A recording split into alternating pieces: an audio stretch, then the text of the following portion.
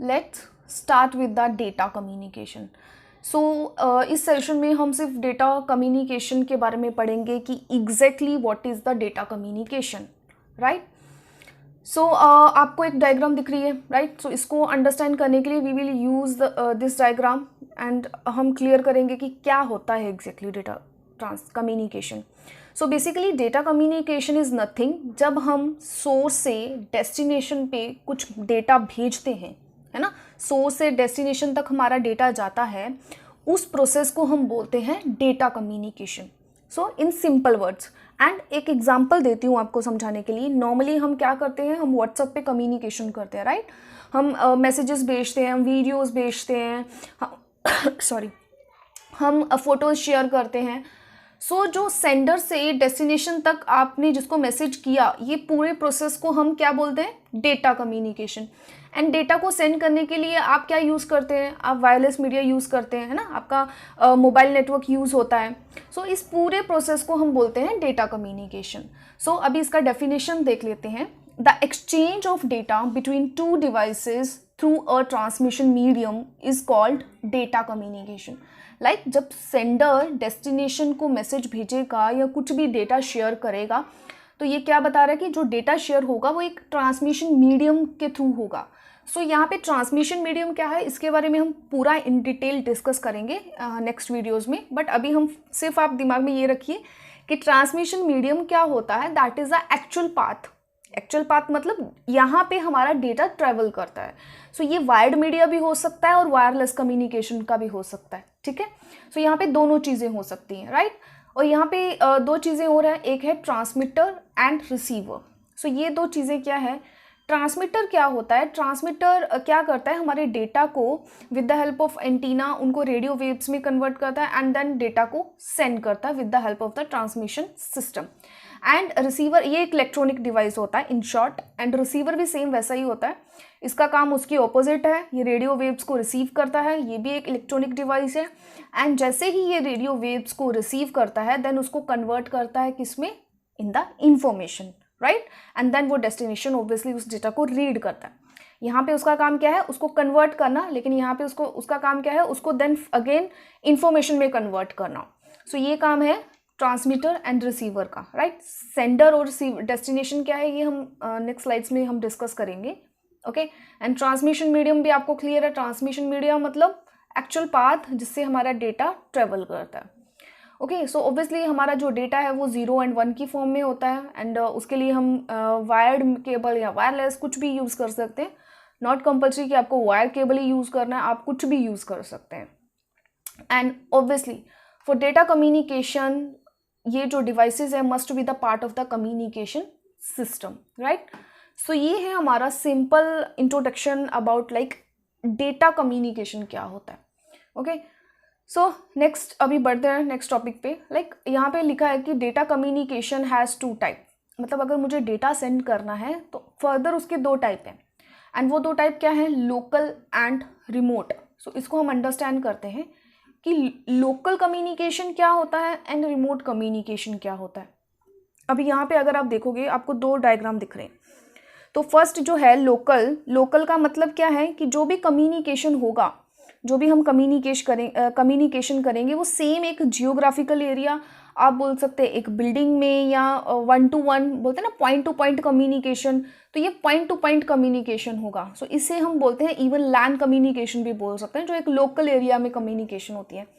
अगर ये अगर आप डायग्राम देख रहे हैं तो यहाँ पे एक स्विच दिया हुआ है, पीसी है, लैपटॉप है, प्रिंटर है, सर्वर है। तो एक नॉर्मल एक स्विच के बाद जो कम्युनिकेशन होगा, द स्विच डिवाइस के इस साइड कम्युनिकेशन होगा, उसे हम बोलते हैं लोकल कम्युनिकेशन। एंड इस साइड आप जो कम्युनिकेशन देख रहे हैं इसे हम क्या बोलते हैं, रिमोट कम्युनिकेशन। एंड यहाँ पे क्या होता है, लोकल कम्युनिकेशन में मेरा सोर्स यहाँ पे रहेगा और डेस्टिनेशन यहाँ पे रहेगा। जैसे फॉर एग्जांपल मुझे प्रिंट देना है, तो मेरा सोर्स कौन है, डेस्कटॉप, एंड प्रिंटर क्या है, मेरा डेस्टिनेशन। तो मैं यहाँ से प्रिंट कमांड दूंगी, स्विच के थ्रू जाएगा और किसके पास जाएगा, प्रिंटर के पास, एंड प्रिंटर वो काम करेगा, राइट। फॉर एग्जांपल मुझे प्रिंट देना है, तो इसे मैं क्या बोलूँगी, लोकल कम्युनिकेशन। लेकिन रिमोट कम्युनिकेशन में क्या होगा, फॉर एग्जांपल इसे डेटा सेंड करना है एंड डेस्टिनेशन यहाँ पे ये पीसी लैपटॉप है, तो किसके थ्रू होगा, तो ये पहले स्विच के पास जाएगा, देन राउटर रहेगा, राउटर के पास थ्रू इंटरनेट के ये दूसरे नेटवर्क पे जाएगा। तो इन शॉर्ट आप ये बोल सकते हैं कि जो रिमोट कम्युनिकेशन होती है इसमें जो डेस्टिनेशन का लोकेशन होता है वो डिस्टेंस में रहता है, उनके बीच में डिस्टेंस रहता है, वो सेम एरिया में नहीं हो सकते, मतलब हो भी सकते हैं और नहीं भी हो सकते। क्लियर। सो इसमें क्या होता है, मेन डिस्टेंस होता है, और लोकल कम्युनिकेशन में कुछ भी डिस्टेंस नहीं बोलता है, इसको हम पॉइंट टू पॉइंट कम्युनिकेशन भी बोल सकते हैं, राइट। सो ये डिफरेंस है आपका local and remote communication, right. So आगे बढ़ते हैं। अभी देखिए हमने देखा कि रिमोट कम्युनिकेशन होगा। सो अगर रिमोट कम्युनिकेशन होगा तो बहुत सारे पैरामीटर आएंगे कि लाइक कैसे हम इफ़ेक्टिवनेस देखेंगे कि डेटा हमारा इफ़ेक्टिव है कि नहीं है। सो उसके लिए हमारे 4 कैरेक्टरिस्टिक्स हैं डेटा कम्युनिकेशन के जो हमें ध्यान में रखने हैं। फर्स्ट वन है delivery, second accuracy, third timeline, fourth jitter, right. अभी इनमें डिफरेंस क्या है। अगर फर्स्ट कैरेक्टरिस्टिक्स की बात करें हम डिलीवरी की, तो डिलीवरी का मतलब क्या होता है कि अभी आप यहाँ पे हमने 2 चीज़ें देखी, sender and destination. So delivery का मतलब क्या होता है कि मेरा जो डेटा मैंने सोर्स से डेस्टिनेशन को भेजा वो वहाँ पे डेस्टिनेशन पे पहुँचना चाहिए।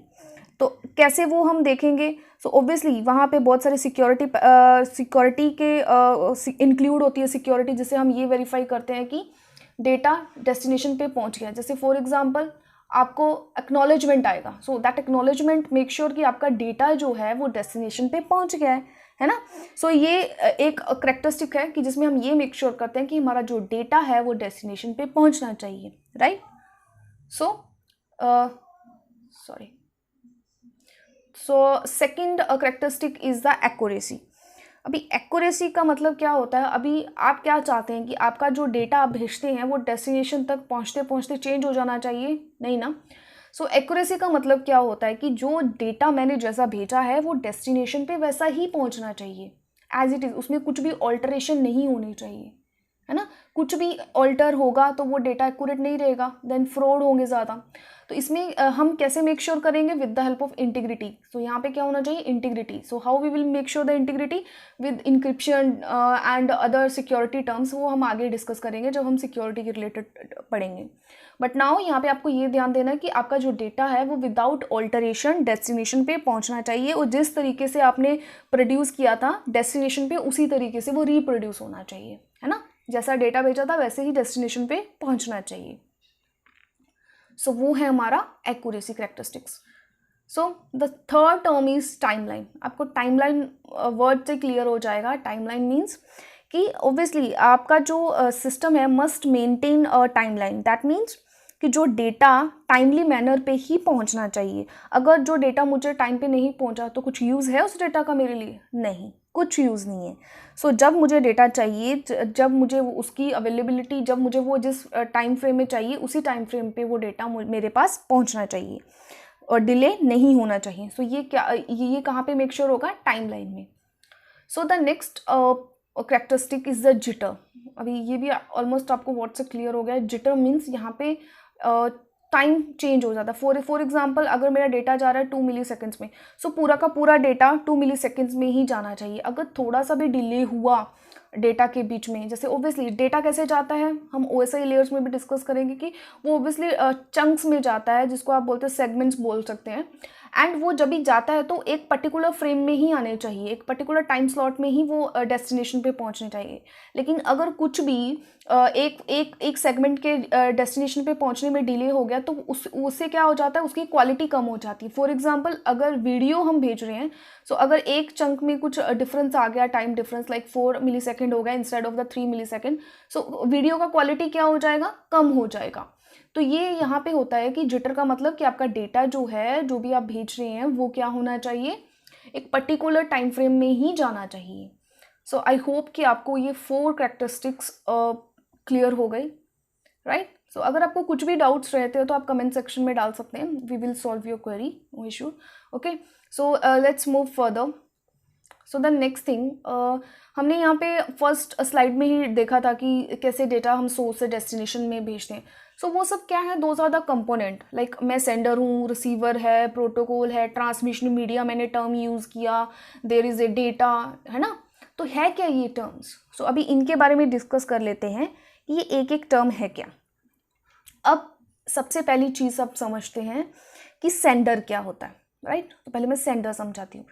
सो सेंडर क्या होता है? सेंडर मतलब कि जो सोर्स होता है, जिससे ये सेंडर क्या हो सकता है, एक मशीन हो सकता है, it can be anything. Like यहाँ पे पीसी दिया, इसका मतलब ये नहीं कि यहाँ पे सिर्फ पीसी ही होगा, नहीं, यहाँ पे आपका मोबाइल हो सकता है, your laptop, your any media, any system जिसके थ्रू आप वीडियो कैमरा हो सकता है, कुछ भी जो इंटरनेट पे कनेक्ट हो, जो डेस्टिनेशन पे मैसेज को भेज सकता है, राइट? तो यहाँ पे हमारा क्या आएगा? सेंडर। सेंडर मतलब इसे हम नोड भी बोल सकते हैं, एक कंप्यूटर सिस्टम, ए लैपटॉप हो सकता है, आपका मोबाइल हो सकता है, कुछ भी हो सकता है, राइट? सो सेंडर क्या होगा? सेंडर एक डिवाइस होगा, कोई भी डिवाइस हो सकता है, राइट? अभी ये क्या करेगा? अभी ये फर्दर ऑब्वियसली डेटा को सेंड करेगा। और नेक्स्ट टर्म आती है आपकी रिसीवर। अभी रिसीवर भी सेम वैसे ही टर्म है। रिसीवर क्या होगा? रिसीवर की साइड में भी कोई डिवाइस होगा एंड वो डेस्टिनेशन होगा, इसे हम रिसीवर भी बोल सकते हैं, डेस्टिनेशन भी बोल सकते हैं। ये कोई भी डिवाइस हो सकता है, ये आपका कंप्यूटर हो सकता है, आपका लैपटॉप हो सकता है, आपके मोबाइल फ़ोन हो सकते हैं, टैबलेट्स हो सकते हैं, कुछ भी हो सकता है ना, जो इसको हम नोड भी बोल सकते हैं और डेस्टिनेशन भी बोल सकते हैं, राइट? जो डेटा को रिसीव करेगा, राइट? उसके बाद क्या है टर्म? Transmission media. अभी ट्रांसमिशन मीडिया क्या होता है? मैंने पहले भी डिस्कस किया था फर्स्ट स्लाइड में कि transmission media that is the actual path जिससे मेरा जो डेटा है वो ट्रांसफ़र होगा, जो मेरे डेटा को कैरी करके लेके जाएगा, है ना? इसके बारे में पूरा चैप्टर है, हम वहाँ पे पूरा इन डिटेल बताएंगे कौन कौन से ट्रांसमिशन मीडियम्स होते हैं। But right now just keep in mind कि like transmission media can be anything. And अगर आप डायग्राम में देखोगे तो यहाँ पे वाईफाई का सिंबल भी, आइकन भी दिया हुआ और एक वायर्ड का भी दिया हुआ है ना, ट्विस्टेड पेयर केबल। सो यहाँ पे कुछ भी हो सकता है, like it can be your wireless medium, it can be your wired media, right, जिससे हमारा डेटा ट्रेवल होगा। क्लियर? एंड एक और टर्म आपने यहाँ पे देखा, मैसेज। मैसेज मीन्स हमारा डेटा। डेटा क्या होगा? जो आपको कम्युनिकेशन ऑफ डेटा मीन्स जो मैसेज और डेटा जो आप सेंड करना चाहते हैं, जो सेंडर सेंड करेगा to the destination, right?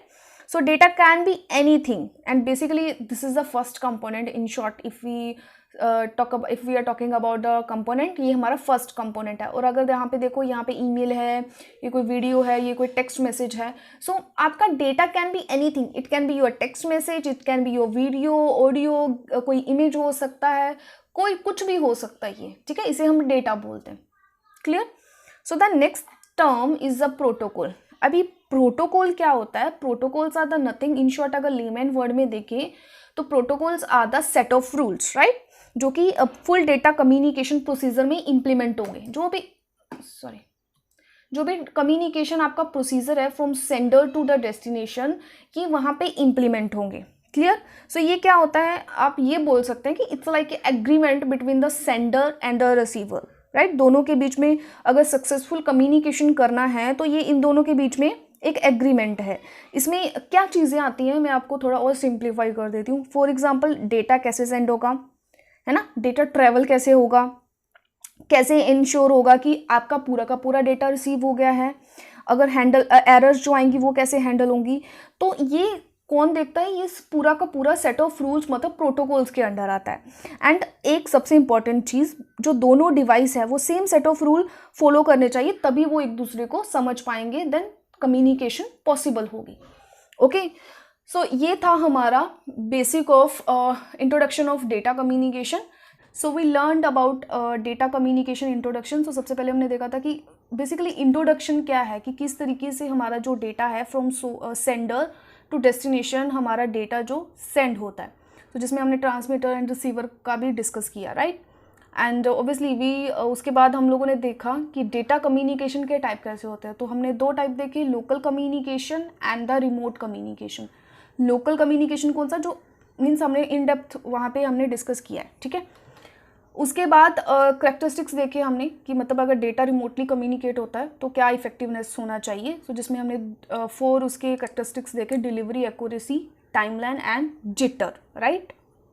And at the end हमने जो लास्ट टॉपिक देखा that was the component of the data communication, जिसमें हमने उसके 5 कंपोनेंट डिस्कस किए जो भी हमें डेटा सेंड करने के टाइम पे रिक्वायर्ड रहते हैं, ठीक है?